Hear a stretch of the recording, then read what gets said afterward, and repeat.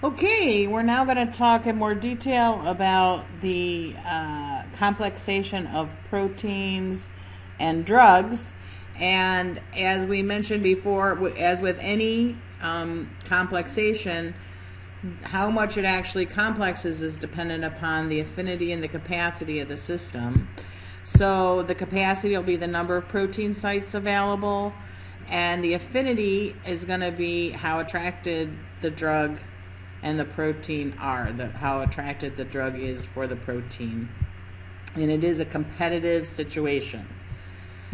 So the affinity constant can be determined by Ka. I'm sure you're used to this from biochem and such, so that your concentration of your protein complex with your ligand, in this case it's going to be a drug, so your bound concentration is going to be compared to your protein concentration and your ligand concentration separately multiplied together.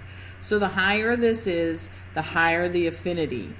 So this would be bound concentration of drug, concentration of protein that is free, and concentration of drug that is free, unbound. So the higher this is, the larger the affinity. And then the dissociation constant, which is the inverse of that, would of course be the inverse. So it would be the concentration of free protein available times the concentration of free drug available in this case, which is a ligand, over the concentration of the bound drug. So obviously Ka, the higher it is, the stronger the affinity. Kd, the lower it is, the stronger the affinity is.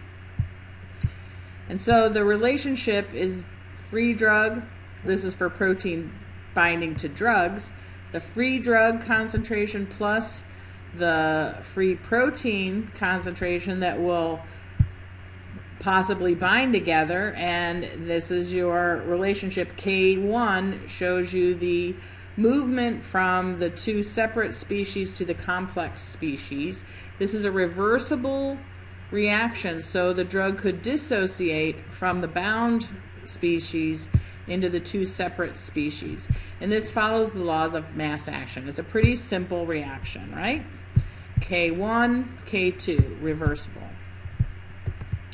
So again, Ka, your affinity constant or your association constant, is going to be K1 over K2, or the bound concentration over the two separate species multiplied together. Your Kd is the inverse of all of that. Now you may remember that Kd in the michaelis-menten equation is the concentration of unbound drug when half of the binding sites are available. Kd is the concentration where half of the binding sites are available. So Kd is a concentration. The lower the concentration, the higher the affinity.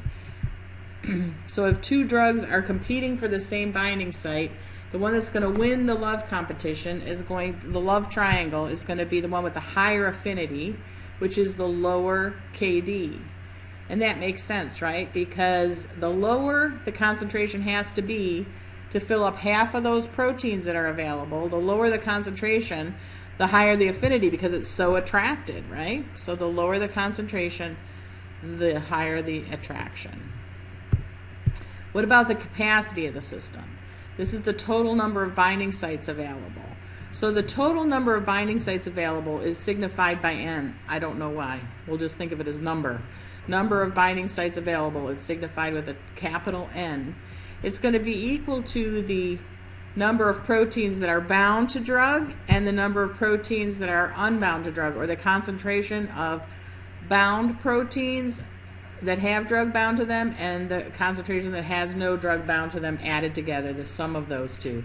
You can rearrange it to figure out the free protein that's available in this equation, and then it can be substituted into the Kd equation back there, which gives us bound concentration equal to the number of binding sites available, total number of binding sites, bound and unbound, times the free concentration of drug that is not bound, over the sum of the Kd plus the free drug concentration.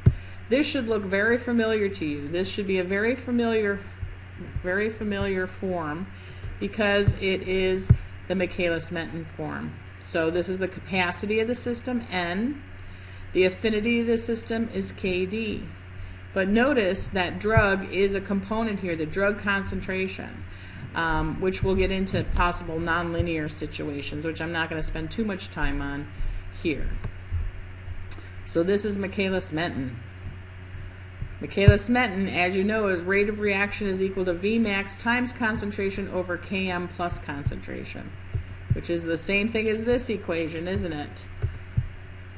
Vmax is the maximum velocity, or your capacity of your system. How quickly it can happen is dependent upon the Vmax. The Vmax is the maximum rate. Km is the concentration where you're at half Vmax. This is our affinity constant. And it's the same as this. Vmax is analogous to the number of protein binding sites available. Km is analogous to Kd, the concentration where half of the protein sites are occupied. The lower the Kd, the higher the affinity. The higher the Kd, the lower the affinity. And our number of binding sites is going to be determining our capacity of our system. The higher the number, the higher the binding available. The lower the N, the lower the binding available. And then we multiply this times free drug concentration both in the numerator and the denominator.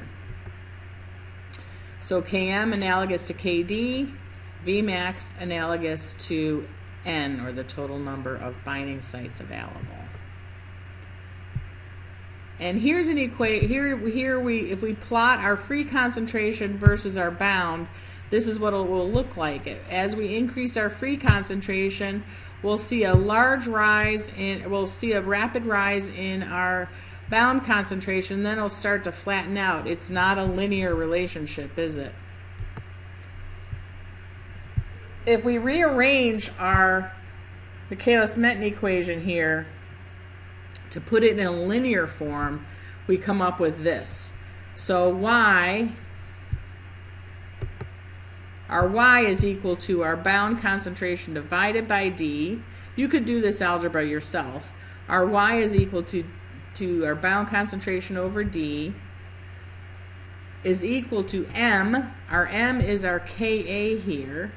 But notice that it's negative. So our slope, M is our slope, right?